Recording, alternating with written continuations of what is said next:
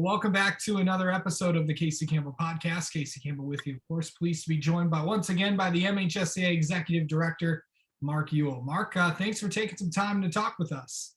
Good to see you, Casey. Well, let's start off with this. So you guys are having a pretty good year as you kind of close the year with the spring championships just in a few weeks.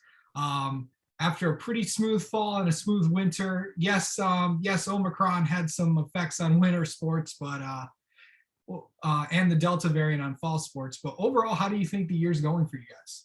I think every day feels a little bit more normal. It certainly, the virus is something that we've got to figure out how to live with it.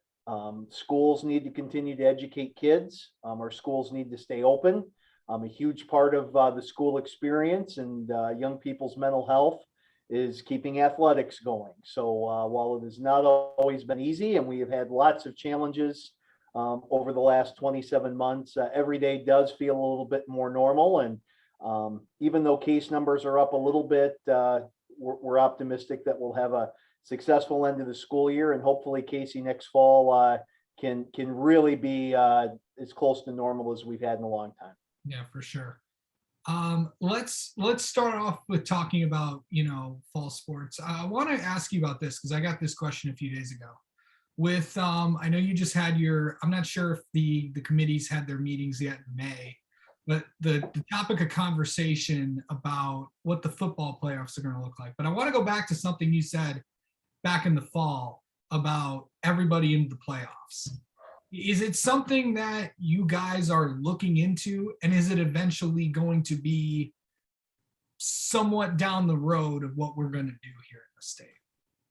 So it's something that we are looking at. Our board actually spent about an hour discussing football playoffs when they met first weekend of May this year.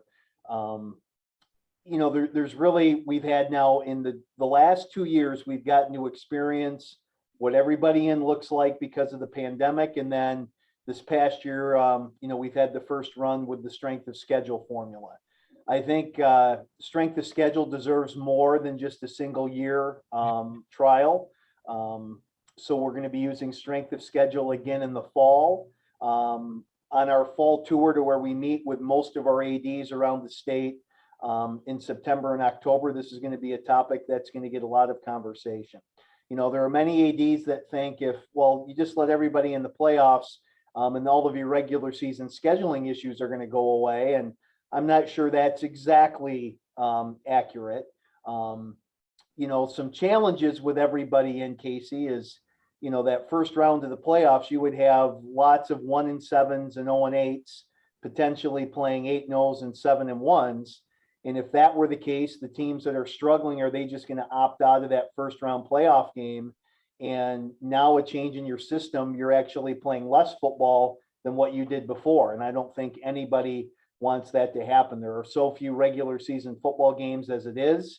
And, by letting everybody in, those first round matchups, I think could be, I think that's what's giving a lot of people pause. I think the everybody in concept, man, that sounds terrific, and we need to do it, and all of our regular season scheduling issues are going to disappear. And I think there's a little bit of brake pumping that's going on relative to that. So lots of conversation during this calendar year, and when our board meets again in December, we'll see where we're at. Yeah, and when that was brought up at some point last season, I went around and asked all the coaches that I know about it, and I got a lot of mixed response. Some are saying, like, for example, when I talked to, I believe it was the Harper Woods coach, obviously they're in a different position than what other teams like in the KLAA or in the East Valley Conference, because of all the teams that they have to play down on there. But it's a different thing for different teams. But I've heard this needs to happen. We'll go to 8 games and all that, but also maybe it'll affect, maybe lessen the product or lessen the intensity because they know that they're going to be in the playoffs that first week. Yeah, we'll just see how all that plays out. So I think you've identified a lot of the issues that need more conversation. And, I think we had to make so many decisions quickly because of the pandemic. It's nice to kind of get to a point where I think you can be a little bit more deliberative and in making sure that and you're making the right call. I know you guys also made some other changes to some of the playoffs. I know hockey got some changes as well. Kind of explain that. So hockey, a couple of really big changes in hockey. So hockey's the one sport where we have more cooperative programs than in any other sport, almost combined. So what a cooperative is when you have two schools that join together to sponsor one combined team. And the key is with a co-op is if you've got two schools of 700 students who co-op, you add the 700 from each school together, and their 1,400 combined students puts them in their division. Well, in hockey, you had almost all of our co-ops in Division One, and all of the standalone teams in Divisions 2 and 3. So now moving forward with hockey, we're going to take all of the co-op teams and divide those into thirds. So the third biggest group of co-ops will be D1, the next third D2, the last third D3, and then we'll take all the standalone teams and we'll separate them the same way. In hockey, the co-op teams are not to form super teams. This is all about just survival. It's about letting kids play, and we think that the classification change will be good. And hockey is also now going to jump on board with seeding, that we're going to use the MPR to seed the hockey regionals. And then kind of following the team wrestling model, when we get to the Final Four at USA Hockey Arena, we've got a seed committee that's actually going to meet, and they're going to seed in each division 1 through 4. So the semifinals are going to be 1 versus 4, 2 versus 3, hopefully eliminating the possibility of the championship game happening in one of the semifinals. And, you know, if the seeds hold true to form, it'll be 1 versus 2 on Saturday. So a lot of excitement in the hockey world. Yeah, for sure. Let's talk about lacrosse for a second. I think I saw this from somebody. Are you talk about how that's been going? Because I think correct me if I'm wrong, but I did see a report that are the numbers down in that sport? No. You know, some schools certainly, I think because of the pandemic, are struggling with numbers here and there, but it certainly that's a sport that continues to grow. You look at what youth numbers are, and lacrosse is growing. And to be honest, we have lacrosse being played in more of our schools today than at any other time in our history. So, you know, like all of our spring teams, it's been a miserable spring in terms of weather, but their tournament started last week, and yeah, we're kind of in the final stretch here. Okay, so let me ask you about something that obviously has been a huge topic of conversation lately, and it's the reason why I wanted to talk to you today. Let's talk about NIL. I know that Ohio voted down that policy last night. Is NIL coming to the state of Michigan? I don't think so. We have a state law that deals with NIL, and that's at the intercollegiate level.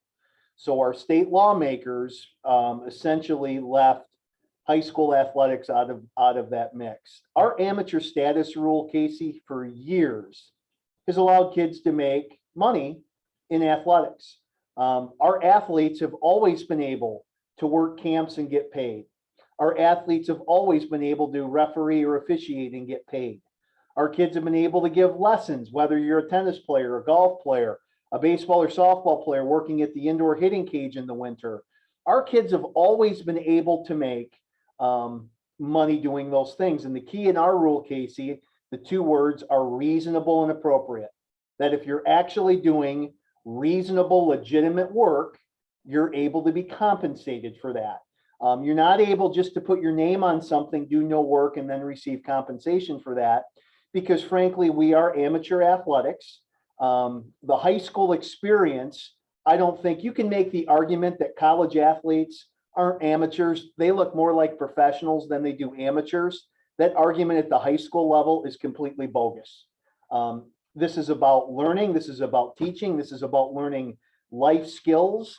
And I'm sorry, you talk to anybody right now in college athletics, how are things going in your world right now? And they would tell you that it is absolute, total, utter, complete chaos with NIL, the transfer portal, and those things. So at the high school level, thanks, but no thanks, we're good. We don't need to jump into the waters and say, well, what are the colleges doing? Because that's what we need to be doing. Like I said, our kids right now have pathways where they, as long as they're doing legitimate work, providing a legitimate service, they're able to be compensated for that.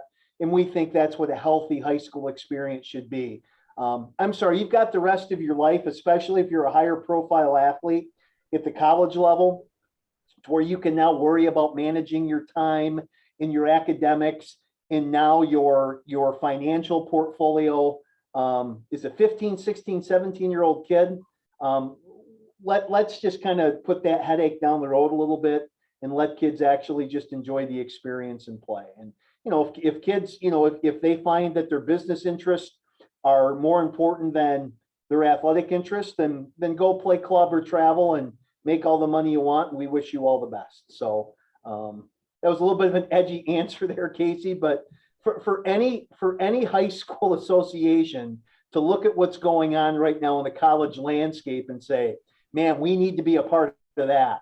I just don't think I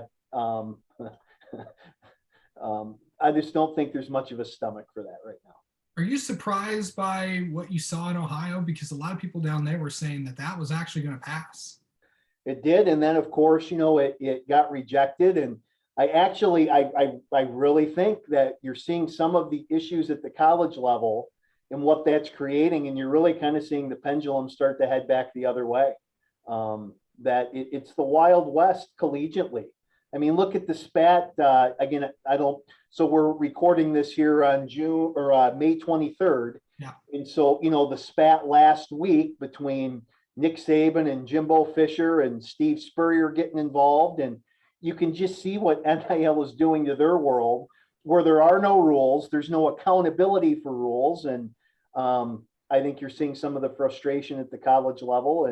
And that's why there is not, I have not gotten a single call yet from a high school coach or AD saying, hey, we got to figure out how our 15-year-old sophomore can make some money on their name, image, and likeness. I'm just not getting that call.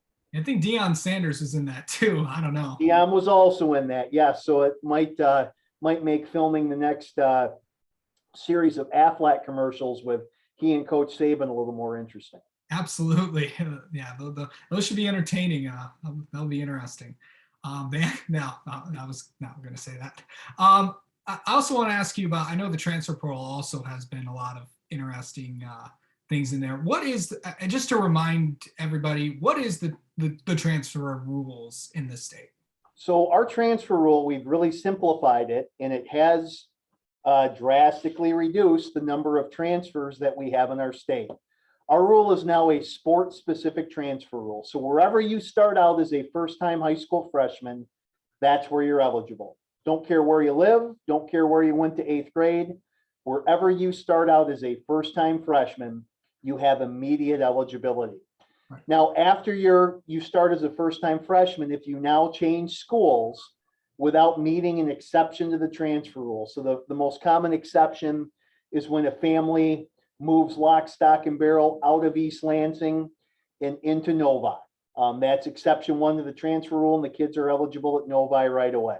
Or a kid moves between divorced parents. That's another exception. But if you just change schools, that you went to Central High School and you don't like Central anymore and you now want to transfer across town and go to Eastern High School, well, if that's the case, then the sports that you played at your former school, you're ineligible for the next full season.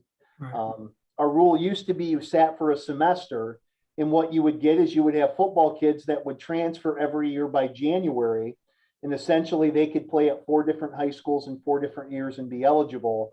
Well, now if I play football at Central High School and I transfer next year to Eastern High School, I'm ineligible for football for that whole year. And I can tell you, Casey, it has drastically slowed down the number of transfers, and it certainly hasn't eliminated it. There are some parts of our state where that's a bigger issue than others, but our member schools at least seem to be more satisfied with what we currently have than what we had maybe 5 years ago.